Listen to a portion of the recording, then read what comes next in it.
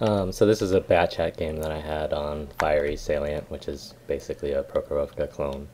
Um, and I don't normally like showing losses, but people have been asking what I mean by surfing and how to surf Prokhorovka, and so this is a fairly good example of that. So we'll go over some of the details of that. Particularly, there's this center ridge here. In surfing, you can kind of think of like these hills as waves, and you just basically want to surf on top of them. So you'll see me glide on top of them so I can spot over them, and that's all. That's all really surfing is. And so the best way, what I do on most maps, particularly when I have fast tanks, is I try to figure out what their dispersion is. In this case, I want to see how many of their heavy tanks are going to be going to this east side. This gives me a better idea of how much they're going to leave over here on the west, and also gives our hill guys an idea of what they may or may not be up against. So what I'll do is I'll cut up here, and then I'll hook a little turn east, and stick my turret over, get a peek, and then just be back down under the ridge. And then so we see that they sent 4 of their heavy tanks to this east side. The VK-7201 is coming straight up the middle.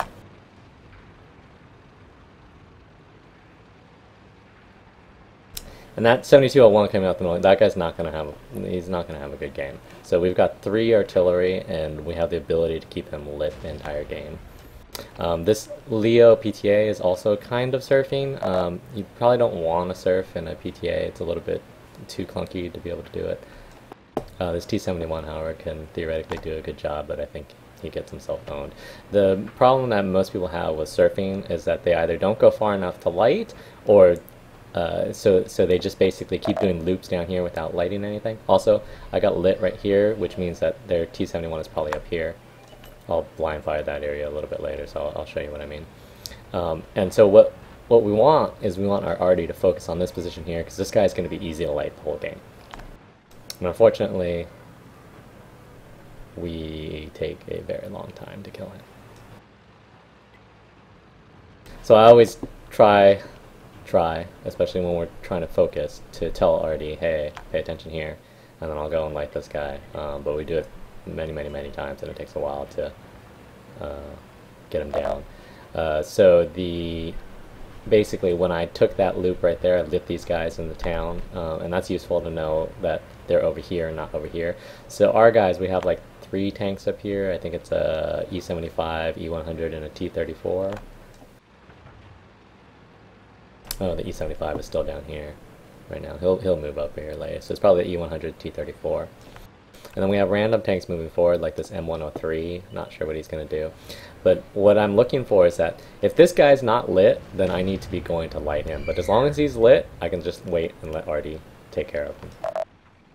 And then I got lit on the spine again, which, again, means that they got a guy right there. So I think once I drop light, I think this is one I fire over there. And so usually when they're over there, they're in the topmost bush. I'll show you, it's a little bit there. It's actually up and to the left a little bit more of where I'm firing. Oh no, I'm sorry. The first shot that I fired in, because the zone line is right there. I don't hit him, but I know that he's over there someplace. And our M103 over here died, so I'm going to take another loop.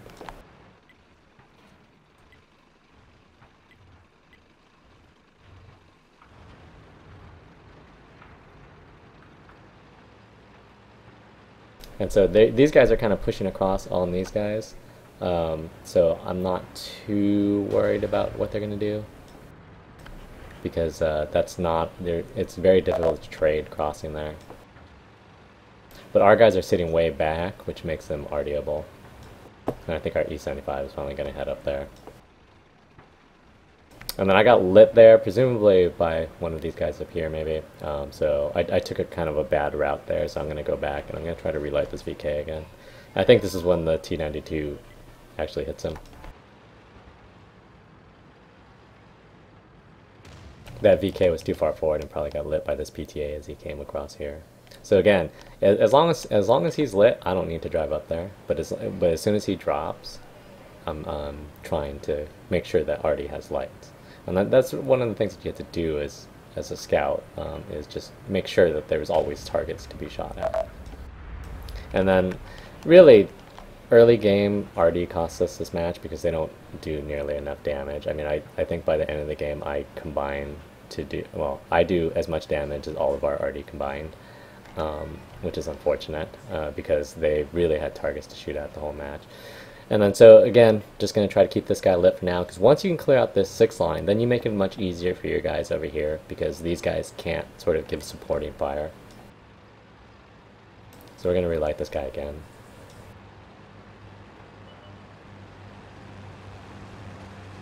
And then so all I'm doing at this point is just continuously surfing until our RD finally gets something down.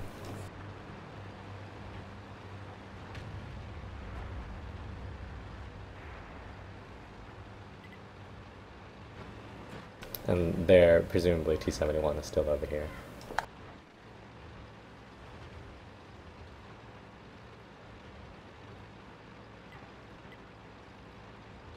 And I'm going to try to light this guy again. I think he retreated at this point. And these guys are pushing across. It's a 9 out of 10.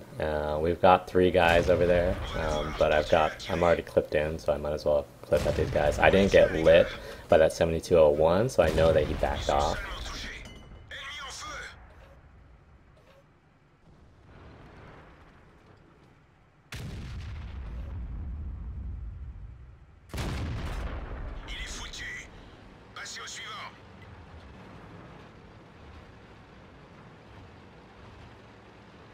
And then I think that guy calls me a camper because I've been lit like the entire game in the middle.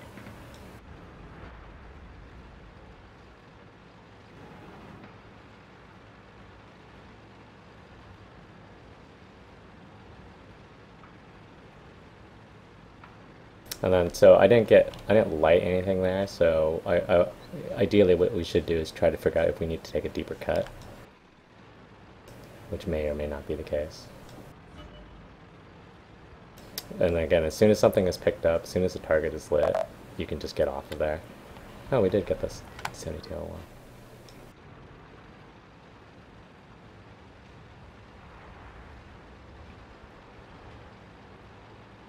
And then right now at this point, right, we know that they've got some of their heavies over on this side. They didn't really move that many other heavies this way, so we know that they have an IS-8 up here who's at like 1400 health or so because I shot him once.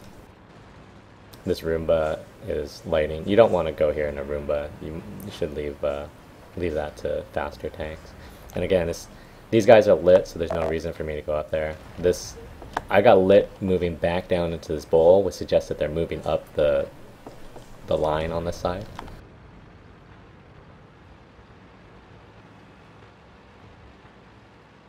This Leo or the IS-4 will pick him up in a second.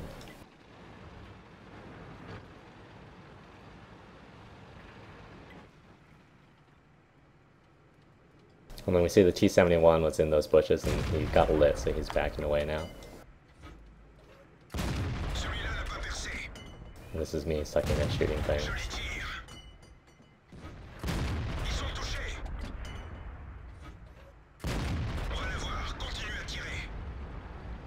And then remarkably, we're able to get this E100 down.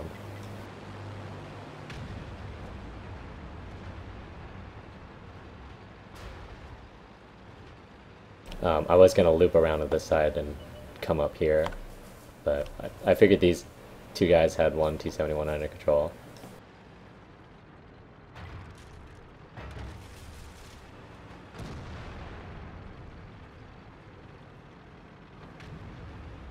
And so we still need to get the 7201 down, so I want to see if I can pick him up. Barring that, we know that they don't have a lot of tanks on the hill. We've got 3 tanks over here. Those guys can easily push that one, but they've still got dudes over here, so that's technically dangerous, so it's understandable if they don't. So one of the things that we're going to need to do is try to see what's up there. And then our IS-4 chose this point now to just YOLO forward and basically got himself killed without doing anything.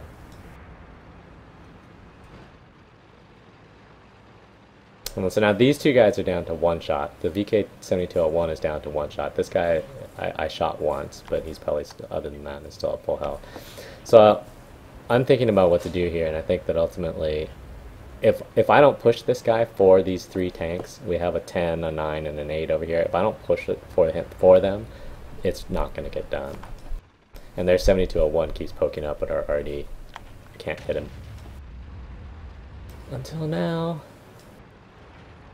So that 7201 that went into that 6th line, it took 10 minutes to kill him, which is completely unacceptable.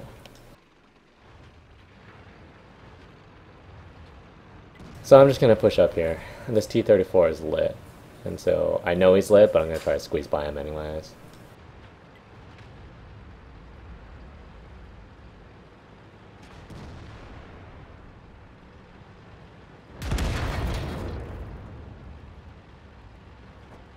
He did do 1 shot of damage to this IS-8 though, so that's helpful because I think I have 2 0 damages here.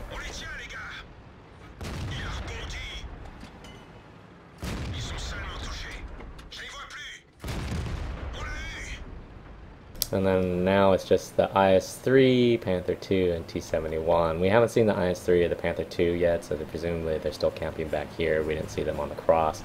T-71 is still active. We've got a lot of tanks. These guys just need to push up. These guys can like sit and wait on the 6th line. This PTA said that he's going to run the 2 line, which is fine.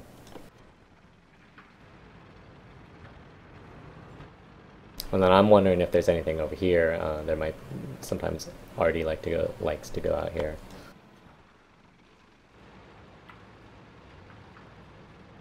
These this E100 and this E75 just camp this hill. Unfortunately, they really don't contribute the entire game. They just sit too far back and don't do anything meaningful. They don't push when they have the advantage, and they just kind of camp.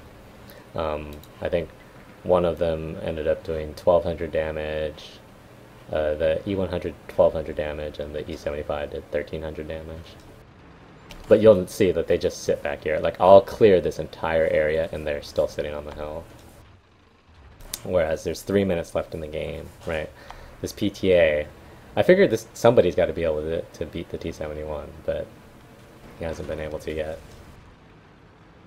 And so I'm just going to drive down here, and then our PTA gets killed, so I was like, damn. Didn't have much of a shot there, but if we could have taken out that T-71, that might have helped our team. And these guys, still on the hill back here. They're not even in position to shoot anything that's lit here.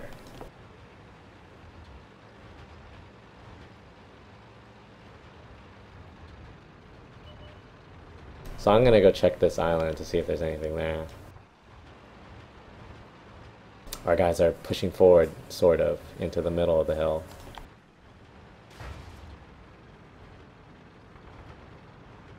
Yeah, there's 2 minutes left. You've got a tank advantage at the very least. The health advantage is kind of slim, but they're camping the hill.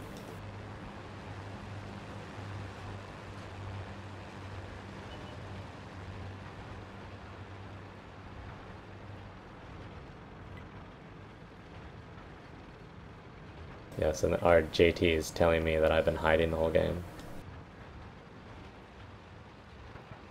I think I almost tracked myself here.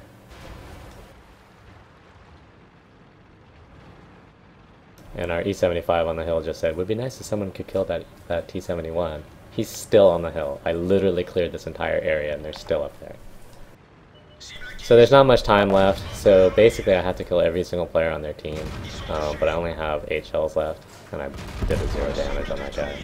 So now I've only got 7 shells left, which isn't enough to kill the amount of health left. So I have to hope that this JP 2 can get some damage in, and or the RD, because these guys are not going to get here in time. Well, not in time to do anything meaningful. So I have IS-3 charging me, but I'm reloading. I'm trying to keep them lit for RD.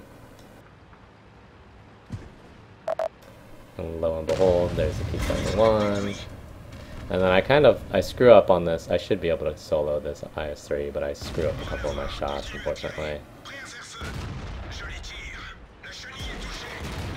I wasn't expecting to get hit there, so that kind of screwed it up. And then that shot right there, where I rocked back and then went forward, I should have taken a little bit more time with that. But I rushed it a little bit, and our JP2 is able to finish them off though. And these guys still not in the game. So right, so they have 3 tanks left, right? 2 already and a tier 8. Tier 8 is presumably at full health, but these guys not anywhere in the game. They don't have enough time to actually do anything. So this game is over. I only have 2 shells anyways. Just not enough people actually playing the game.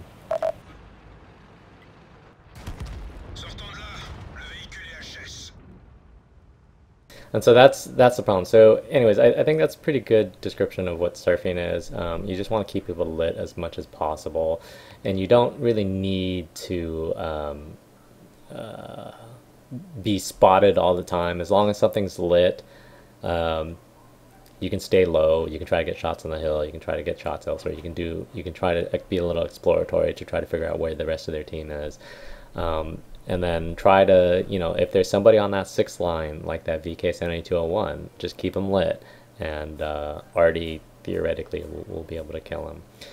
So it can be a pretty frustrating game, like games like this where things are lit the entire game and they don't die, people don't push and things like that. And that's kind of what's frustrating about this. It's like with what we had left, we should have been able to overwhelm them, but we just didn't.